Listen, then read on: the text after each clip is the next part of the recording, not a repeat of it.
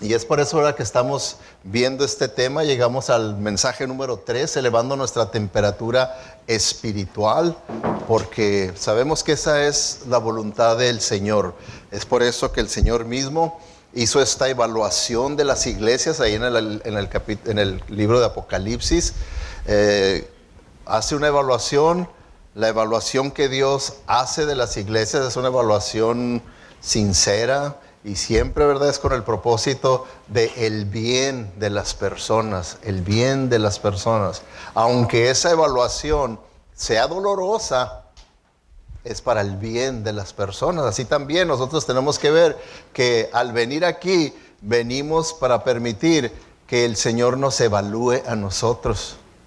Y al evaluarnos puede ser que haya áreas de situaciones dolorosas en nuestra vida, pero que es con el mismo propósito que Dios tenía para las iglesias originales, es para nosotros, es para nuestro bien. Amén.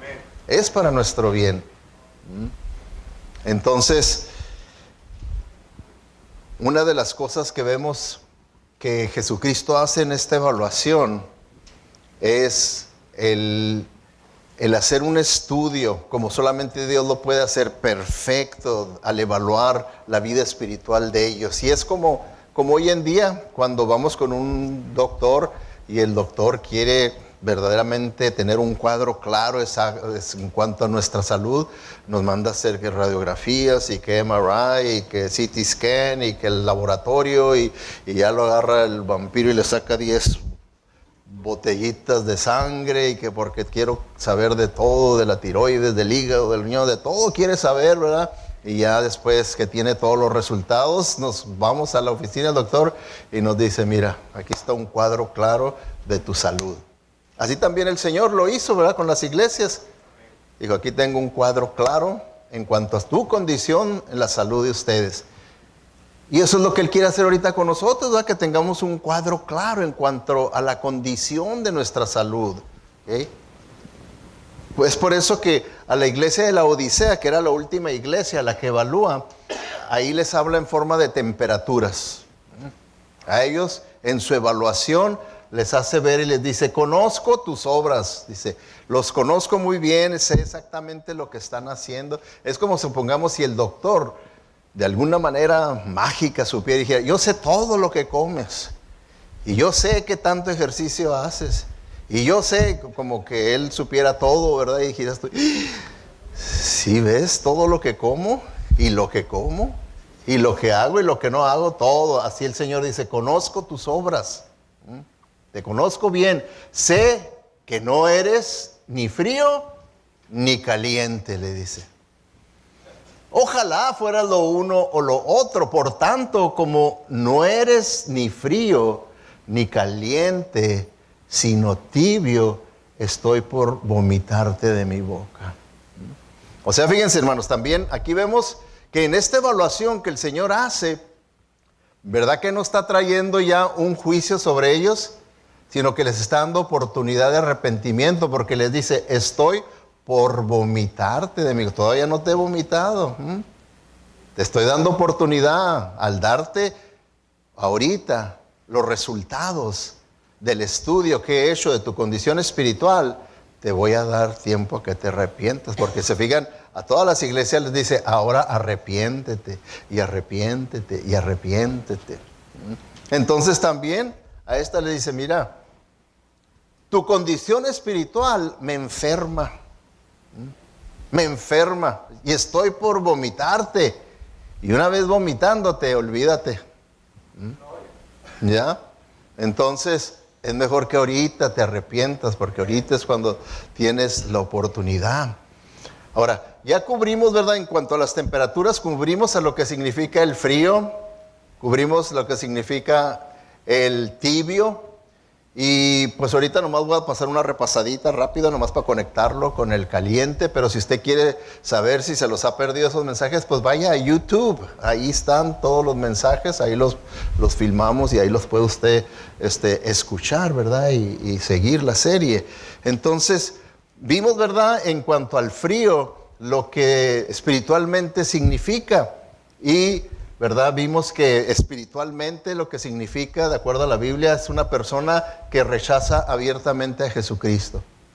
Y claro que como vimos, ¿verdad? ¿Cómo es que Jesucristo prefiere a una persona en esta condición? Sí, sí lo prefiere por lo que vimos, ¿verdad? Que es más fácil alcanzar a una persona en esta condición que al tibio. Ahorita vamos a ver por qué. El tibio, el frío, repudia el evangelio. Es bien sincero, él dice, yo no quiero saber nada de eso, no creo en eso, se me hace que son puro manipulación, puro lavado de coco. Y bueno, estas personas van a ser sinceros y le van a decir la verdad en cuanto a lo que piensan del evangelio. ¿Por qué? Porque la Biblia dice que es una persona que está espiritualmente muerto. Y las cosas de Dios le son locura, dice la Biblia. Le son locura. Por lo tanto, eso es lo que significa frío, ¿verdad? Porque una persona que está muerta, ¿cómo está el cuerpo? Está frío, no responde. Entonces, así es como está esta persona. Está frío. ¿Okay? El tibio, en el tibio, hermanos, es en el que más tenemos problemas y es en el que más debemos de tener mucho cuidado. Y nosotros los pastores, tener cuidado, ustedes, las iglesias, todos debemos de tener mucho cuidado. ¿Por qué? Porque muchas veces en nuestra manera de pensar, que a veces no es bíblica, queremos poner al tibio como un cristiano que anda frión. Un cristiano que anda frión, ese es el tibio. Pero eso no dice la Biblia. Eso no dice la Biblia. La Biblia nunca habla de eso, al contrario. Claro que nosotros como humanos no tenemos la capacidad de Dios para decir, ese es frío, ese es tibio, ese es caliente. ¿Verdad que no podemos decir eso? Nosotros no podemos tomar esa posición de Dios y juzgar a las personas y decir, tú no eres salvo, tú sí eres salvo. Tú, eso no lo, ¿verdad? Es algo que uno, y siendo sincero, podemos llegar en forma privada en nuestra mente, considerar, esa persona se me hace que no le ha nacido. Y puede uno tener su propia opinión, ¿verdad? Pues es una opinión. Pero dar un juicio ya y decir, este sí, este no, pues eso está fuera de nosotros como humanos. Nosotros no debemos de entrar eso. Eso es responsabilidad única y exclusivamente del que todo lo sabe, de Dios, no de nosotros. Pero es por eso que el mismo apóstol Pablo también, él nunca lo van a encontrar que verdaderamente él declare de una forma categórica y le diga a una persona, tú eres salvo, tú no eres salvo, tú eres salvo, tú no eres salvo. Pero sí, también él dudó de la salvación. Por eso, si se fijan, si abren sus Biblias en 2 de Corintios, capítulo 13, 2 de Corintios, o si quiere escucharlo, porque se los voy a leer en la Nueva Traducción Viviente, que es una traducción dinámica en la que procuran poner un poco más claro lo que enseña el original, aunque tengan que agregar, porque las traducciones literales nada más ponen palabra por palabra. Una palabra, traducen una palabra. Las dinámicas dicen, ok, esta palabra se entendería mejor con dos palabras. Entonces ponen dos palabras en traducciones dinámicas, pero es nomás para que se entienda esa palabra original. ¿Okay? Y por eso dice en el versículo 5, examínense para saber si su fe es genuina. Pruébense a sí mismos. Sin duda saben que Jesucristo está entre ustedes. De no ser así, ustedes han reprobado el examen de la fe genuina. ¿Se fijan? Entonces, aquí el apóstol Pablo está poniendo en duda la genuinidad de la fe de algunos ahí en Corinto, en la iglesia de Corinto. Y les dice, oigan, su comportamiento, porque ya después de la primera carta, la segunda carta y ver el comportamiento de ellos, les dice, oigan, analícense, verdaderamente sean sinceros, porque puede ser que ustedes no sean salvos. Y lo peor que puede uno hacer, uno como pastor, es darle una falsa seguridad a uno que no es creyente verdaderamente, que no ha nacido de nuevo, diciéndole, oh, sí, tú ya estás salvo porque tú hiciste profesión de fe y ya hasta te bautizaste y todo, pero ¿qué de su vida? Por eso vamos a ver, porque si el tibio, miren, el tibio, vamos a ver sus características. El tibio hace un rechazo de la fe, pero de una forma pasiva. No como el frío. El frío abiertamente, honestamente, sinceramente la reprueba y la rechaza. Por dentro, por fuera dice, sí, por dentro.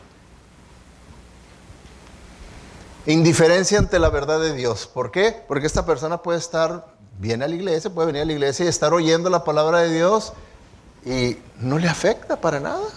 Indiferente, yo voy a hacer lo que yo quiero, yo seguiré creyendo como yo creo, y lo que dice, lo que oí ahí, pues termina diciendo, pues esas son las enseñanzas de ese hombre, y pues, allá ellos están locos, ¿verdad? Tiene apariencia religiosa. Tiene apariencia religiosa al punto de que puede ser que hasta le digan, hermano, hermana. Y ya la persona pues se le empieza a creer, ¿verdad? Porque aparentó ser cristiano. Y si esta persona no está totalmente comprometido con el evangelio. Por eso es una de las características. Estas personas siempre están nomás como luego decimos, viendo los toros de lejitos allá. No se van a aventar al ruedo, sino nomás de lejitos. O sea, la persona los trata de envolver en la obra de Dios y acá y le brincan y nomás un ratito, pero siempre no. ¿Okay? Porque esta persona, el tibio, tiene conocimiento porque ha estado oyendo la palabra de Dios, pero sin obediencia. Sin obediencia. Y esta persona ha escuchado la palabra de Dios y se ha sentido mal, ha sentido culpabilidad, remordimiento. Pero nunca ha llegado a un verdadero arrepentimiento, nomás es un remordimiento, se siente mal, como les he dicho, voy por el camino equivocado y oigo la palabra de Dios y me siento bien mal, pero le sigo por ese mismo camino, y el arrepentimiento es que le doy la espalda y digo, cueste lo que cueste, yo voy a seguir a Cristo en obediencia, porque el Señor dice que si amo más a mi padre, a mi madre, a mis hijos y a todos, en vez de a Él, dice, no soy digno de venir a Él. Entonces, está dispuesto a pagar el precio la persona que se arrepiente y le da la espalda al camino equivocado. Esta persona dice ser cristiano. Por alguna razón dice ser cristiano. Sí, yo soy cristiano. ¿Por qué? Porque tiene apariencia de piedad. La palabra piedad quiere decir como devoción a Dios, quiere decir como espiritualidad, tiene apariencia, pero no es real. Por eso en la Reina Valera sí usa la palabra apariencia de piedad, pero aquí en la Nueva Traducción Viviente dice 2 de Timoteo 3:5, dice, actuarán como religiosos, pero rechazarán el único poder capaz de hacerlos piadosos, obedientes a Dios. Dice, aléjate de esa clase de individuos. O sea, está diciendo que en realidad son personas que son hipócritas. ¿Por qué? Porque aparentan ser piadosos, aparentan ser de Dios, aparentan ser espirituales. Dice, pero en realidad están rechazando el poder de Dios en sus vidas, ese único poder que los puede hacer verdaderamente espirituales y obedientes a Dios. ¿Imaginan qué conflicto en una vida de una persona que está constantemente luchando contra la obra de Dios que quiere hacer en su vida y está más contento con aparentar que Dios ha hecho esa obra en mi vida cuando su vida muestra que no la ha hecho? ¿Imaginan qué locura? Y es por eso, ¿verdad?, que vemos que el apóstol Pablo nunca da la seguridad. Al contrario, les dice, hey, por tu vida veo que tal vez tú no eres un verdadero creyente, analízate, porque yo como Pablo, aunque sea un apóstol y haya ido al cielo, haya tenido la experiencia que tuve, yo no puedo determinar si tú verdaderamente eres cristiano o no eres cristiano, pero tú sí lo puedes determinar. Hazte una prueba, analízate, sé sincero con ti mismo, porque lo peor que puede pasar, díganme ustedes si no será peor que una persona haya estado escuchando la palabra de Dios, escuchando, y él nomás aparentando, y al final de cuentas, oiga, apartados de mí no os conozco. Y se fijan, ese va a ser un tibio. Porque luego ese tibio va a responder y decir, oh, ¿cómo que no? Mira, yo hice esto y me envolví en esto en la iglesia y eso.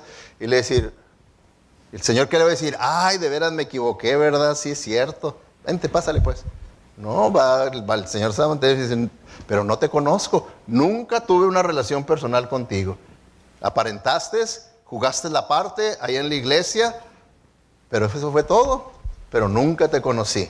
¿No será algo terrible eso para una persona que Dios en su misericordia y en su bondad haberlo expuesto a la palabra de Dios, a sana doctrina, a la obra del Espíritu Santo y todavía esa persona terminar en el infierno? ¿No será una gran tragedia para una persona?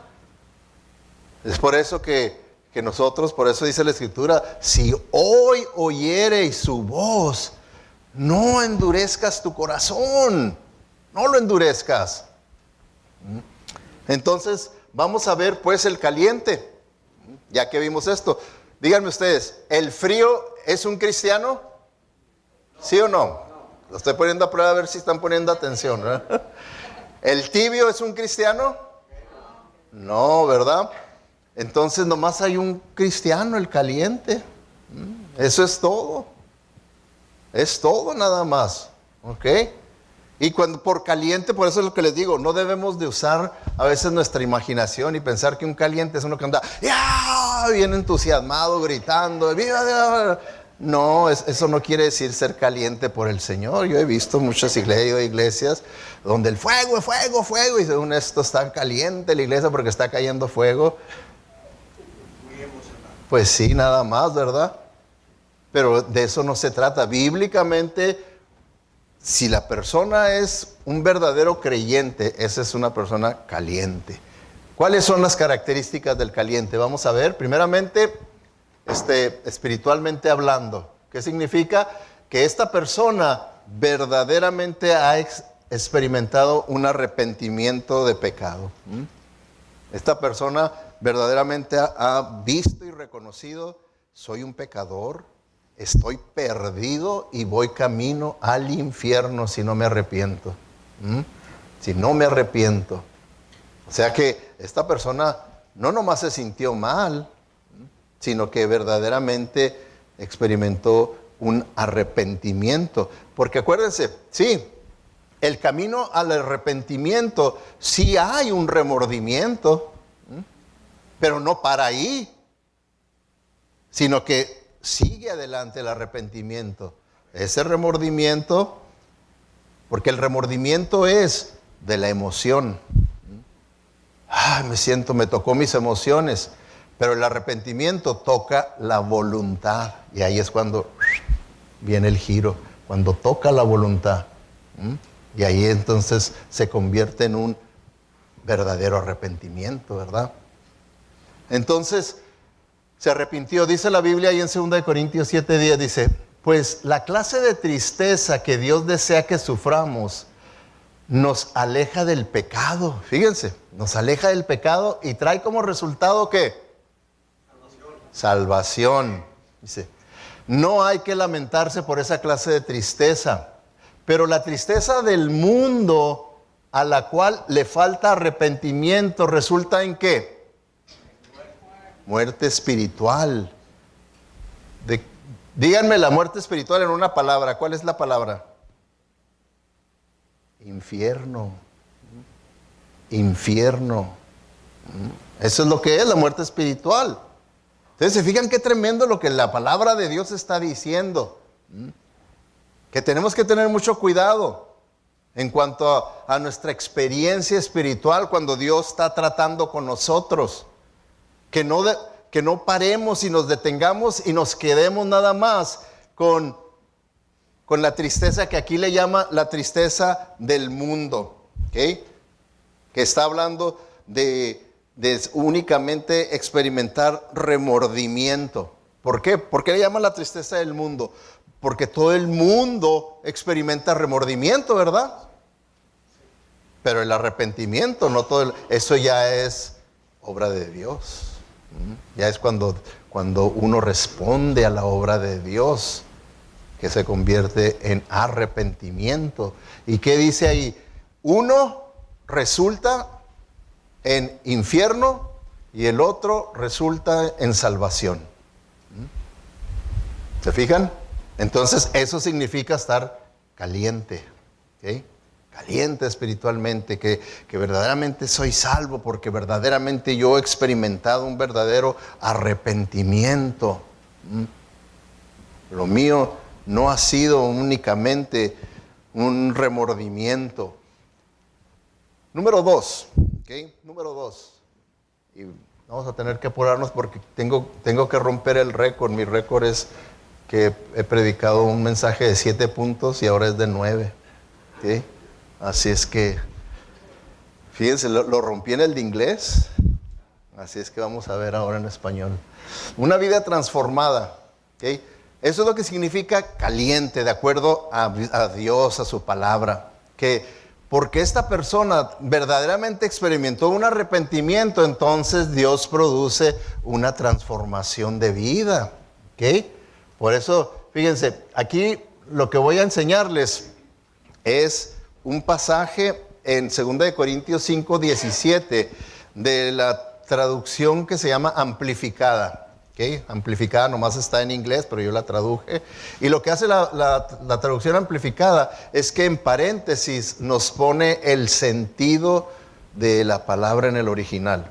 Entonces, yo aquí se las puse. Lo rojo es lo que dice la Biblia, lo negro es lo que dice la amplificación, la explicación. Vamos a leer primero lo rojo. Fíjense que es lo que es la Biblia. La palabra de Dios dice: por lo tanto, si alguien está en Cristo, es una nueva criatura.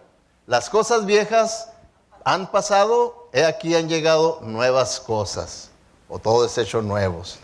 O según la reina bailando, digo bailera. Ahora vamos a leerlo con el negro también. Con el negro. Dice: por lo tanto, si alguien está en Cristo, ¿qué significa estar en Cristo? Es decir, injertado a Cristo. ¿Ustedes saben lo que es un injerto? Injertado a Cristo, unido a Él por la fe en Él como Salvador. Es lo que significa. Entonces, es una nueva criatura. ¿Qué significa ser una nueva criatura? Ser renacida y renovada por el Espíritu Santo. Dice, las cosas viejas, ¿ok? No a la vieja, dice, las cosas viejas. O sea, la condición moral y espiritual previa, ¿ok? La condición espiritual, moral y espiritual previa ha pasado. No más, hay un cambio. He aquí han llegado nuevas cosas, porque al despertar espiritual trae una nueva vida. O sea, estaba yo muerto, el Señor me resucitó, me dio una vida nueva espiritual y entonces hay una nueva vida. ¿Se fijan? Entonces, pero ¿para quién es esto? ¿Quién es el que experimenta esto? ¿Quién? El que está en Cristo, ¿verdad? Dice. El que ha sido injertado a Cristo. Miren, les voy a enseñar una ilustración para que entiendan lo que es el injerto. ¿Se fijan? Esta ramita chiquita está injertada. Es como cuando, pongamos a un naranjo, un árbol de naranja, le injerta a usted un limón o una toronja o algo. El fruto que ahora salga de ese injerto va a ser completamente nuevo. Ya no va a ser ni naranja ni limón, sino va a ser un fruto nuevo. Y es lo que está diciendo, cuando nosotros estamos en Cristo, injertados en Cristo, va a haber un fruto nuevo en nuestra vida. Una vida nueva. Ya no va a ser lo mismo, va a ser una nueva vida. Entonces, eso es lo que significa estar caliente, ser un verdadero creyente, salvo. Número 3, la persona va a tener hambre por la palabra de Dios. Hambre por la palabra de Dios. No va a haber necesidad que su cónyuge le dice, lee la Biblia, estúdiala. No va a haber necesidad de que haya eso porque usted tiene hambre. Por lo general, ¿verdad que no necesita que le digan, come, por favor? A mí me tienen que decir, no comas tanto. En vez de que no. Entonces, fíjense lo que dice aquí la palabra de Dios. Dice, deseen ¿cómo? ¿Cómo debemos desear la palabra de Dios?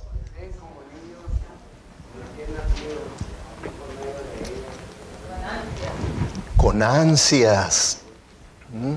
Con ansias. ¿Qué quiere decir ansias? Todos lo sabemos, ¿verdad? Con ansias, un gran deseo, un deseo fuerte, que no me lo aguanto. No me lo aguanto. Nadie va a poder decir, hoy me aguanté y no abrí la Biblia. No. Las ansias es, ya lo que quiero es abrirla y entrar en su palabra, entrar en su presencia. Y entonces dice, deseen con ansias la leche pura de la palabra, como niños recién nacidos. Cuando un niño recién nacido quiere ya su biberón, quiere su leche, ¿cómo se pone? Ansioso, ¿verdad? De tal manera que está tan ansioso. Ya ven quién sí se preocupa por mí. Con un beso se me quitaría.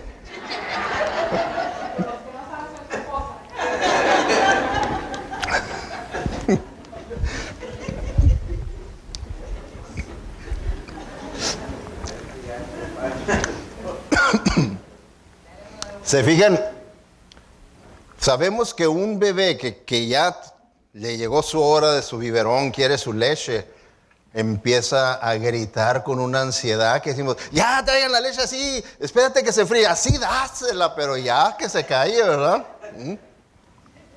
Entonces, esa es la idea que nos está dando Pedro. Dice, una persona que ha nacido de nuevo, pues tiene el gran deseo por la leche espiritual, por la palabra de Dios. Un gran deseo. Para esa persona, ¿creen ustedes que para el caliente se le puede pasar lunes, martes, miércoles, jueves, viernes y sábado sin nada de la palabra de Dios? ¿Creen que le pueda pasar eso?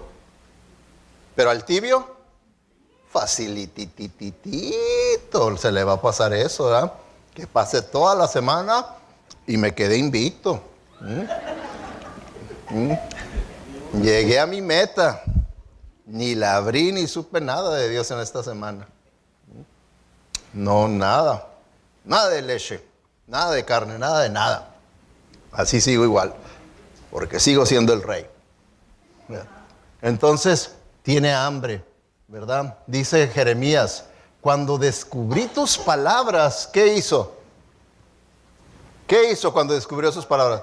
Las devoré, dice.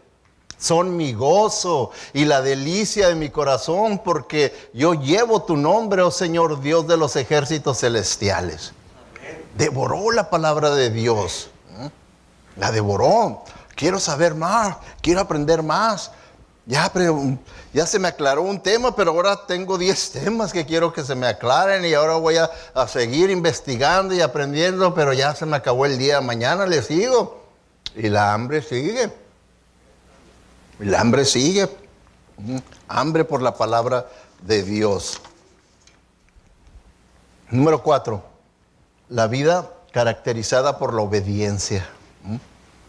Y si se fijan, en estos puntos que estamos viendo son un proceso lógico.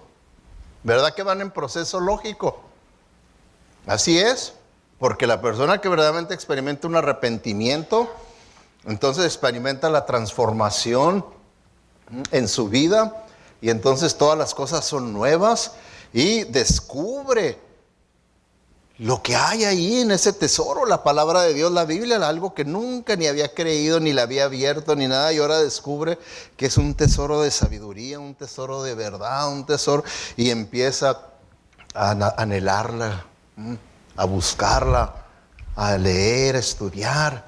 Y por lo tanto empieza uno a descubrir la voluntad de Dios para mi vida y empieza uno a querer honrar a Dios obedeciéndolo, porque dice 1 Juan 2, dice, podemos estar seguros de que conocemos a Dios. Fíjense las palabras. Podemos estar seguros de que conocemos a Dios. Eso es lo que estamos viendo del caliente. Conoce a Dios. Dice, podemos estar seguros de que conocemos a Dios. ¿Cómo? Si obedecemos sus mandamientos. Si obedecemos sus mandamientos. Si alguien afirma, yo conozco a Dios, yo soy cristiano, pero no obedece a Dios. No obedece a Dios. Dice, ¿qué es lo que es esa persona? ¿Un cristiano? Es un mentiroso, dice, y no vive en la verdad. Entonces, si no vive en la verdad, ¿en qué realmo vive? En el engaño. Está engañado nada más. Porque acuérdense, nosotros somos los únicos seres, fíjense, por haber sido creados a imagen y semejanza de Dios, y ahora a causa del pecado, tenemos la habilidad de engañarnos a nosotros mismos. ¿Se imaginan ustedes? De engañarnos a nosotros mismos. Lo cual a veces dice, a mí nadie me engaña. Pues nomás, pero usted sí se engaña a sí mismo, ¿verdad? A sí mismo se engaña. Entonces, aquí nos está diciendo, ¿verdad? Vida caracterizada por obediencia. Ahora, cuando hablamos de este punto, hermanos, caracterizada por la obediencia, no estoy diciendo que un verdadero cristiano tiene una obediencia perfecta. Porque no somos perfectos, ¿verdad? Pero lo que estamos diciendo es que estamos caracterizados por la obediencia, o sea que en su gran mayor parte nuestro estilo de vida es de obediencia, no de desobediencia, como el tibio. El tibio, ¿verdad? Principalmente es más de desobediencia que de obediencia, porque el tibio nada más con aparentar hace lo necesario por aparentar, pero en realidad no hay obediencia a Dios. Muy diferente aparentar a verdaderamente obedecer a Dios. Entonces, la desobediencia, ¿de qué es evidencia? De no salvación. La desobediencia. ¿Y la obediencia de qué es evidencia? De salvación. Eso lo dice la Biblia. Y eso es lo que es ser caliente. La persona caliente es una persona que se caracteriza por la obediencia a Dios. Número 5, ser caliente es estar apartado del mundo. ¿A qué nos referimos por el mundo? Al mundo nos referimos a este sistema social que se opone a Cristo, se opone al reino de Dios, se opone a la agenda de Jesucristo. Tiene su propia agenda, que es lo que vemos que están tratando hasta en las escuelas de tratar de envolver a nuestros hijos a que vivan de acuerdo al mundo. Eso es lo que están tratando, de que vivan de acuerdo al mundo. Por eso es que les digo, tenemos que levantarnos, que el gigante se levante y diga no más. Yo no voy a entregarle mis hijos al mundo. Primero los saco de la escuela. Primero los saco de la escuela a entregárselos al mundo. Se fijan, para eso se necesita verdaderamente convicciones para hacer cosas así. Entonces, apartado del mundo, ¿qué dice 1 Juan 2? No amen al mundo, ni lo que hay en el mundo. Si alguno ama al mundo, no ama al Padre. Y este mundo se acaba junto con todo lo que la gente tanto desea. Pero el que hace lo que a Dios le agrada, ¿qué le va a pasar? Vivirá para siempre. ¿Ok? Ahora, aquí está haciendo una comparación muy sutil. O sea que muchas veces no es muy fácil de ver, pero en el original se ve más claro cuando uno lo ve en el griego, las dos palabras que está usando de comparación. La que les puse en azul, vivirá para siempre, está comparando también con el otro estilo de vida que es morirá para siempre. Porque dice, y este mundo se acaba. O sea que tenemos que ver, vamos a poner el mundo como un camión. Y si usted se sube a ese camión del mundo, ama al mundo y prefiere vivir de acuerdo al sistema de la sociedad, dice, usted se va a ir en ese camión al infierno. Se va a acabar porque, ¿verdad que este mundo, este sistema va a tener un fin? ¿Verdad que no va a vivir para siempre? Va a tener un fin. Entonces está diciendo eso también. Entonces está diciendo, ¿verdad?, que el que hace lo que a Dios le agrada, vivirá para siempre. A través de toda la Escritura, hermanos, cuando nosotros la analizamos, muy claramente nos hace ver quién es el verdadero creyente y quién no es el verdadero creyente. Sino más que en nuestros días no se quiere hacer eso, principalmente desde el púlpito, para que la gente no se ofenda. Y prefiere nada más darse mensajes que dicen que sean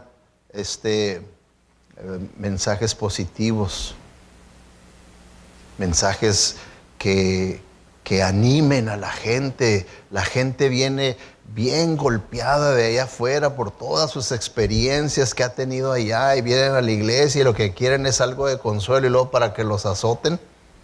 Dicen, no, necesitan consuelo. Y entonces empiezan a distorsionar la palabra de Dios para que siempre sean mensajes positivos, positivos, positivos. Pero ya no se está enseñando todo el consejo de la palabra de Dios, todo lo que verdaderamente la Biblia está enseñando, ya no se está enseñando eso. Por temor a que la gente se sienta mal, lo tome como ofensa, lo tome como algo negativo y diga, no, no, no. Yo prefiero ir a una iglesia donde me hagan sentirme bien, me hagan sentir bien. ¿Cómo creen que se hayan sentido las iglesias a las que el Señor les entregó el reporte de su condición espiritual? A las 7 iglesias. ¿Creen ustedes que les aventó mensajes a la Joel Steen? No, no les aventó. Si se fijan ustedes, la verdad, la verdad, la verdad, la verdad, la verdad, la verdad. Y como decía un periodista de allá de Ciudad Juárez, dice, la verdad no peca, pero incomoda, decía él, pero incomoda. Entonces, vemos aquí otra de las características. En 1 Juan 5:5 dice, el que cree que Jesús es el Hijo de Dios, ¿qué es lo que va a hacer? Va a vencer al mundo y su maldad. Ahora, cuando está hablando de que el que cree, está hablando de fe. El que tiene una fe genuina salvadora en Jesucristo, ese va a poder vencer al mundo. No va a amar al mundo, no va a caer en los engaños del mundo, no se va a enredar en el mundo, sino que va a poder vencer al mundo. ¿Hará eso el tibio?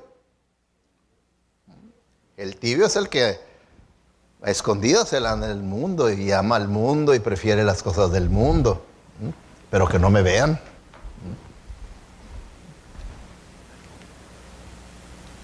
Victoria sobre este mundo es evidencia de ¿qué? Fe salvadora.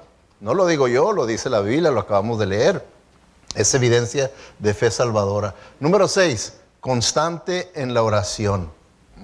¿Se fijan? Constante en la oración.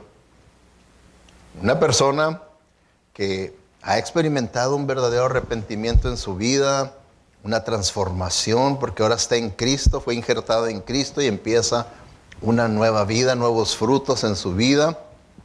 Y está en la palabra de Dios porque tiene hambre por la palabra de Dios y eso le produce el querer honrar a Dios y obedecerle, apartándose del mundo. Esta persona va a encontrar que su mejor fuente de poder, de sabiduría es la oración.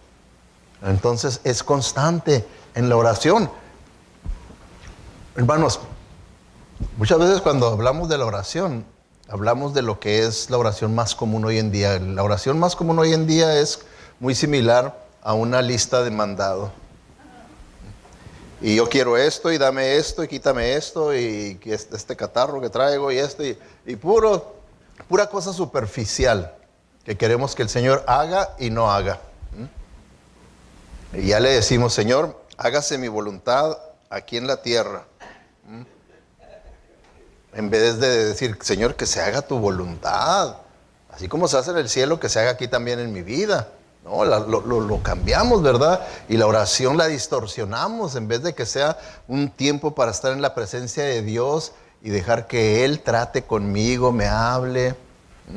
No, yo voy con Melissa, yo quiero que hagas esto, quiero que hagas lo otro, y porque te lo estoy ordenando en el nombre de Cristo Jesús, y amén, ándale, házmelo.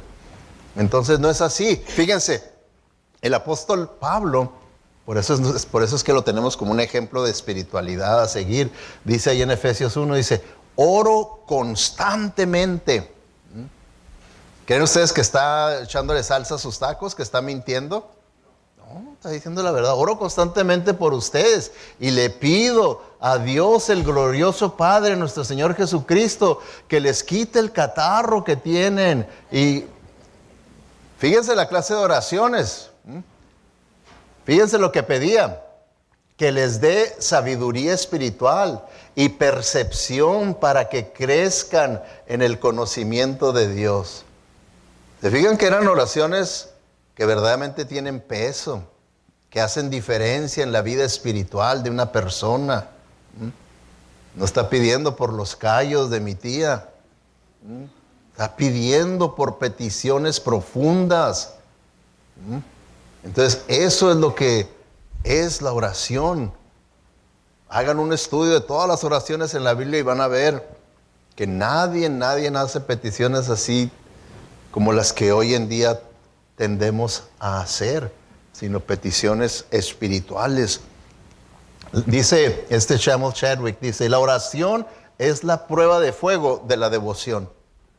O sea que, como está su vida de oración, demuestra qué tanta entrega, pasión, amor hay por Dios, qué tanta fe, qué tanta devoción hay a Dios, según su vida de oración.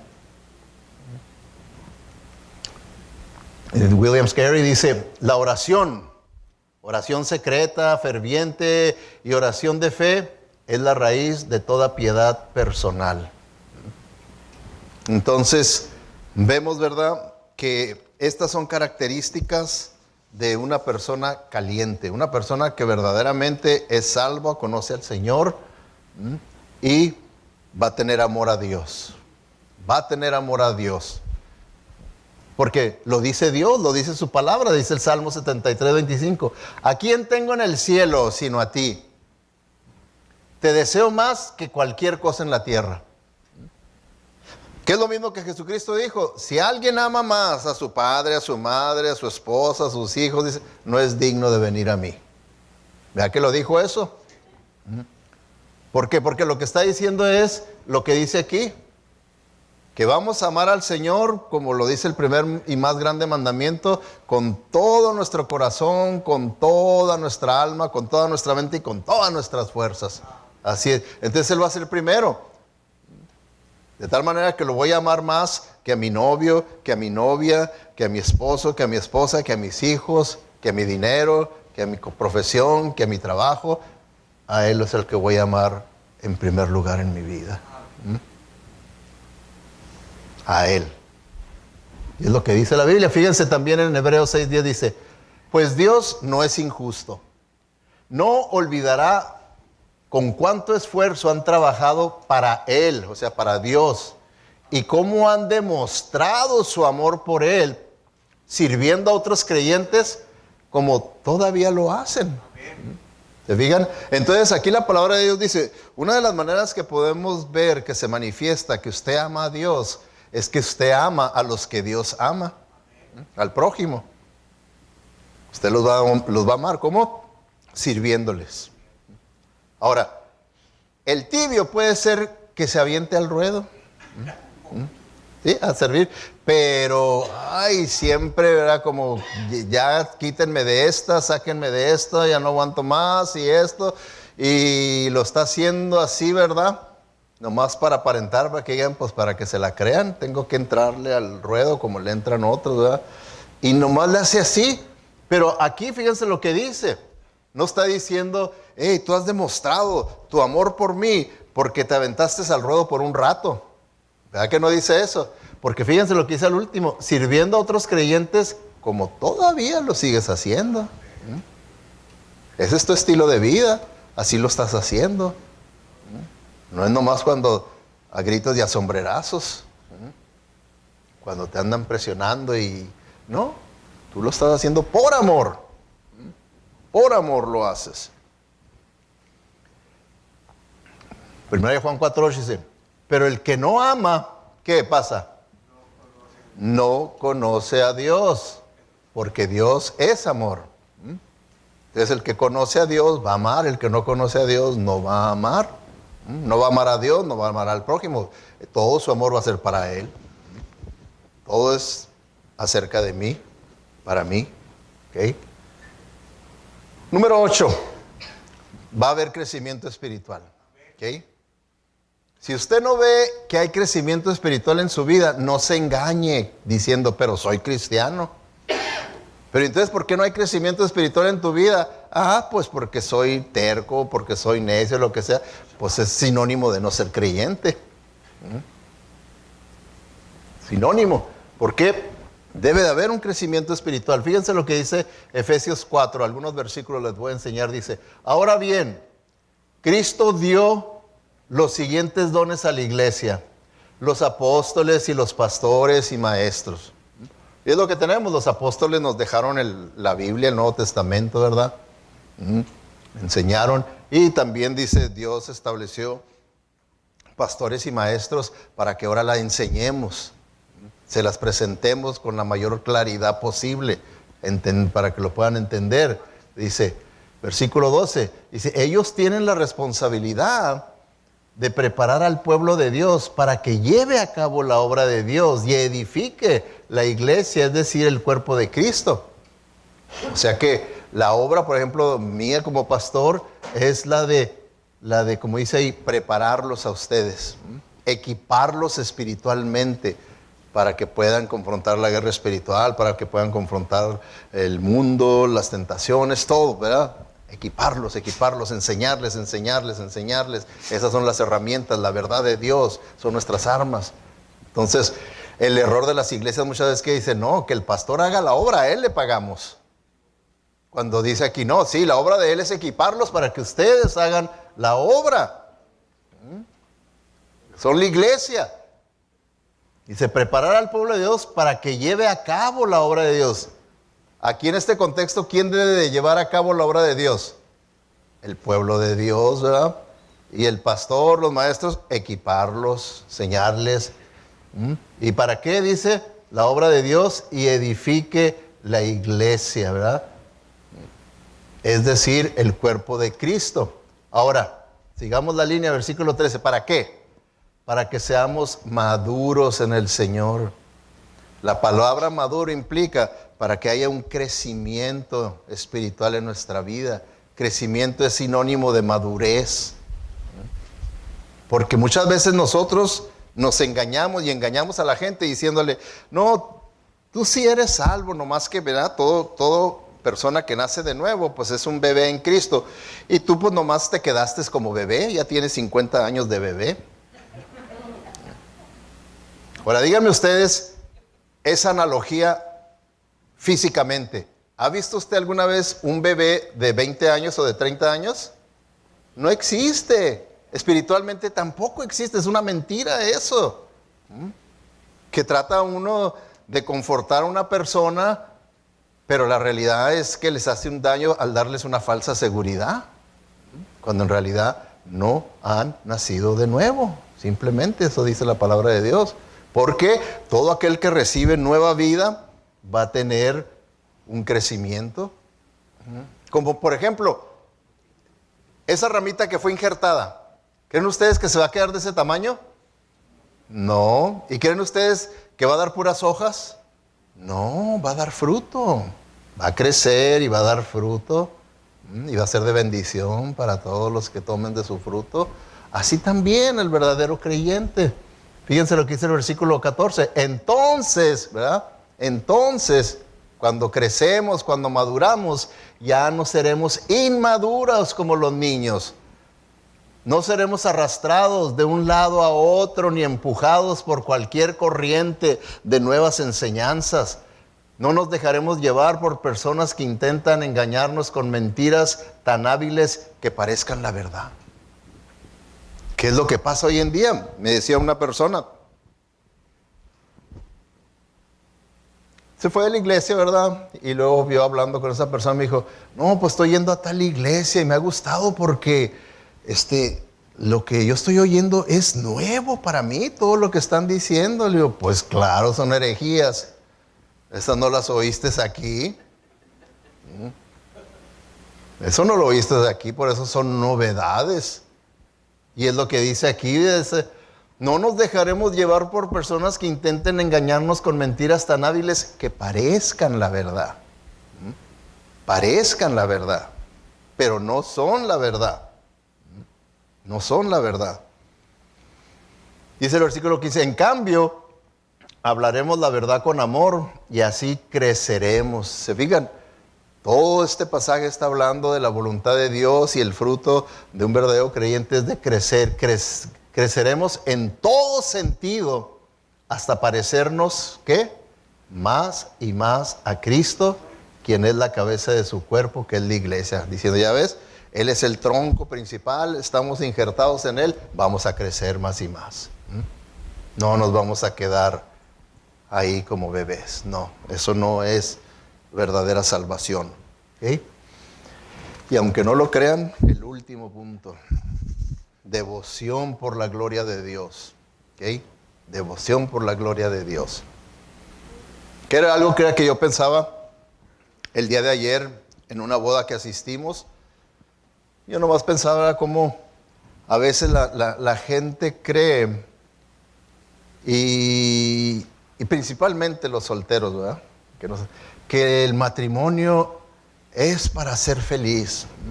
Yo quiero casarme para verdaderamente ser feliz. No se rían, hombre. Porque no, sí, el matrimonio sí enseña la Biblia que sí es una fuente de felicidad, sí trae felicidad. Yo soy bien feliz con mi esposa.